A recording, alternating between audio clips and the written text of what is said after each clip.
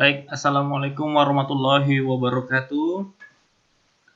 Selamat siang untuk mahasiswa saya yang siang. Selamat sore untuk mahasiswa yang sore. Dan selamat malam untuk mahasiswa yang malam ya. Disesuaikan aja.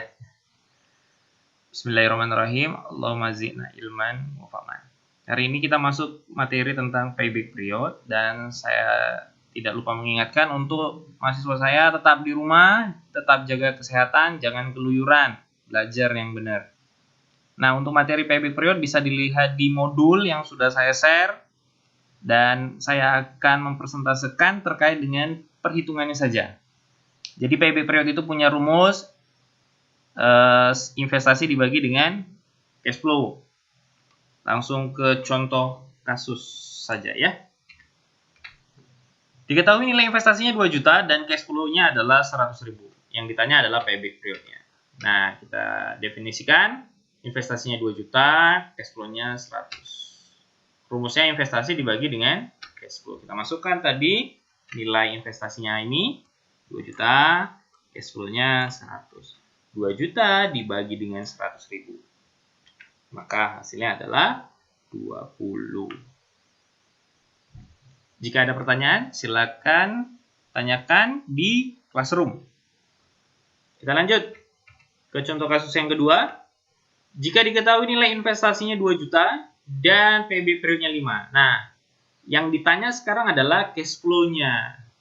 Nah, kalau tadi kan contoh kasus sebelumnya adalah payback periodnya yang ditanya. Kalau sekarang, bagaimana kalau cash flow-nya yang ditanya? Kita definisikan dulu investasinya tadi 2 juta, payback periodnya adalah 5. Rumusnya masih tetap sama, investasi dibagi dengan cash flow. Nah, kita masukkan nilai PBP-nya tadi 5, investasinya 2 juta. Berapa nilai cash flow-nya? Cash flow-nya kan masih mau ditanya, maka saya singkat jadi CF saja.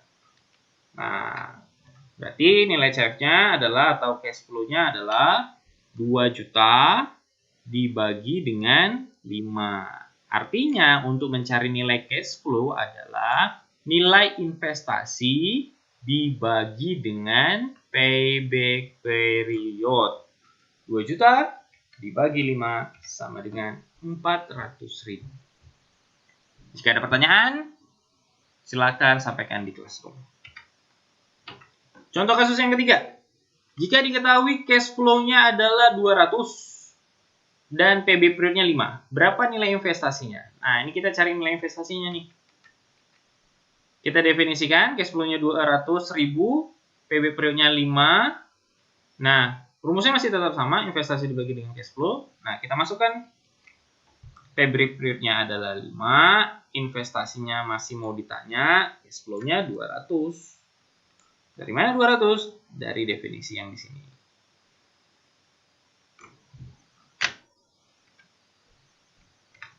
Bagaimana cara mencari nilai investasi?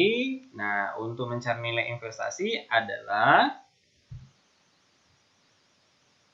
cash flow dikali dengan payback period. Ya, untuk mencari nilai investasi, cash flow dikali dengan payback period. Berarti 200.000 dikali dengan 5. Maka hasilnya adalah 1 juta.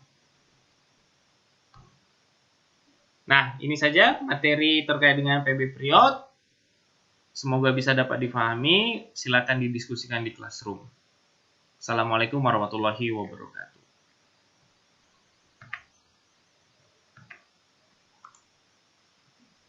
Baik, Assalamualaikum warahmatullahi wabarakatuh. Selamat siang untuk mahasiswa saya yang siang. Selamat sore untuk mahasiswa yang sore. Dan selamat malam untuk mahasiswa yang malam ya. Disesuaikan aja. Bismillahirrahmanirrahim. Allahumma zidna ilman wa fahman. Hari ini kita masuk materi tentang payback period dan saya tidak lupa mengingatkan untuk mahasiswa saya tetap di rumah, tetap jaga kesehatan, jangan keluyuran, belajar yang benar. Nah, untuk materi payback period bisa dilihat di modul yang sudah saya share dan saya akan mempresentasikan terkait dengan perhitungannya saja. Jadi payback period itu punya rumus investasi dibagi dengan cash flow. Langsung ke contoh kasus saja ya. Diketahui nilai investasinya 2 juta dan cash flow-nya adalah 100.000. Yang ditanya adalah payback period-nya. Nah, kita definisikan investasinya 2 juta, cash flow-nya 100. Rumusnya investasi dibagi dengan cash flow. Kita masukkan tadi nilai investasinya ini 2 juta, cash flow-nya 100. 2 juta dibagi dengan 100.000. Maka hasilnya adalah 20. Jika ada pertanyaan, silakan tanyakan di classroom. Kita lanjut ke contoh kasus yang kedua. Jika diketahui nilai investasinya 2 juta dan PB periodnya 5. Nah, yang ditanya sekarang adalah cash flow-nya. Nah, kalau tadi kan contoh kasus sebelumnya adalah PB periodnya yang ditanya. Kalau sekarang, bagaimana kalau cash flow-nya yang ditanya? Kita definisikan dulu investasinya tadi 2 juta, PB periodnya adalah 5. Rumusnya masih tetap sama, investasi dibagi dengan cash flow. Nah, kita masukkan nilai PBP-nya tadi 5, investasinya 2 juta. Berapa nilai cash flow-nya? Cash flow-nya kan masih mau ditanya, maka saya singkat jadi CF saja.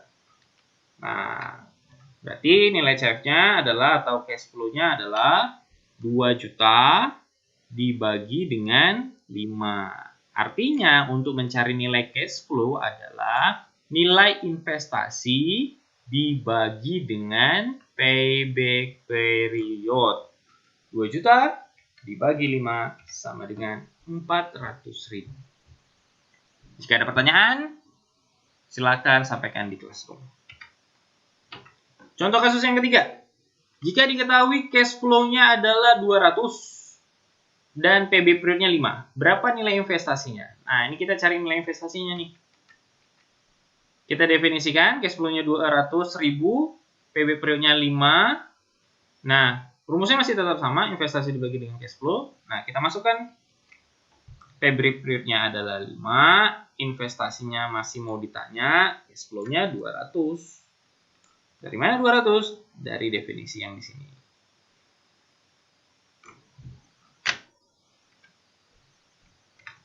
Bagaimana cara mencari nilai investasi?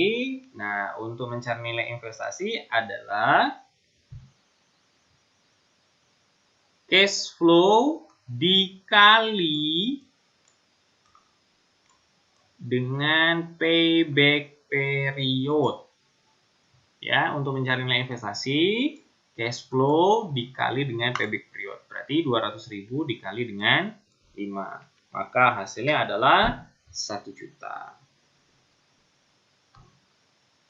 Nah, ini saja materi terkait dengan PB period. Semoga bisa dapat difahami. Silakan didiskusikan di classroom. Assalamualaikum warahmatullahi wabarakatuh.